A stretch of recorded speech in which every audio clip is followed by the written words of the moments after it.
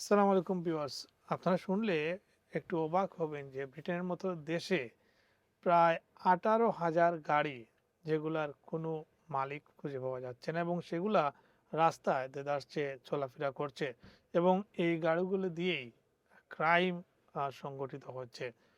সেই মালিকানাহীন গাড়ির মালিকদের গোস্ট ওনার হিসাবে উল্লেখ করা হয়েছে এবং ডিবিএলএ কে দ্রুত সেই গাড়ির মালিকদের খুঁজে বের করতে আহ, আহ্বান জানানো হয়েছে। এ সংক্রান্ত একটি নিউজ আজকে এসেছে দ্য গার্ডিয়ানে এবং সেই নিউজে যেটি বলা হয়েছে যুক্তরাজ্যের 18,000-এরও বেশি গাড়ি এমনভাবে রেজিস্ট্রেশন করা হয়েছে যেখানে মালিকের প্রকৃত ঠিকানা আজও পাওয়া যাচ্ছে না, যা গোস্ট ওনার হিসাবে উল্লেখ করা হয়েছে।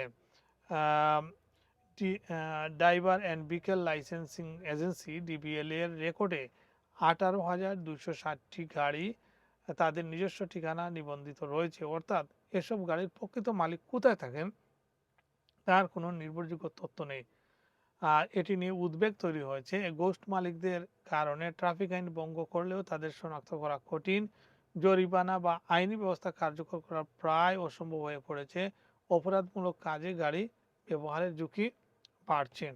লন্ডনের উবার চালকদের জন্য বিশেষ সুযোগ। উবার প্যানেলভুক্ত অ্যাকাউন্ট্যান্ট হিসেবে তাজ অ্যাকাউন্ট্যান্টস আপনার ভ্যাট রেজিস্ট্রেশন এবং ট্যাক্স পরামর্শ দেবে একদম ফ্রিতে, যার পুরো খরচ বহন করবে উবার।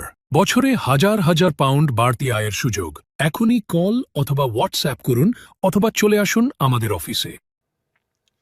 সংসদে এটি নিয়ে কথা তুলেছেন লেবার পার্টির এমপি সারা কম্বাস। এই ইস্যুতে উদ্বেগ প্রকাশ করে বলেছেন, বর্তমান নিয়মগুলো অত্যন্ত শিথিল, সহজেই ক্লুন বা অনিশ্চিত নাম্বার প্লেট কেনা সম্ভব। তিনি ডিবিএলএ কে দ্রুত পদক্ষেপ নেওয়ার আহ্বান জানিয়েছেন এবং বিষয়টি ব্রিটিশ পার্লামেন্টে আলোচনা তোলার পরিকল্পনা করছেন।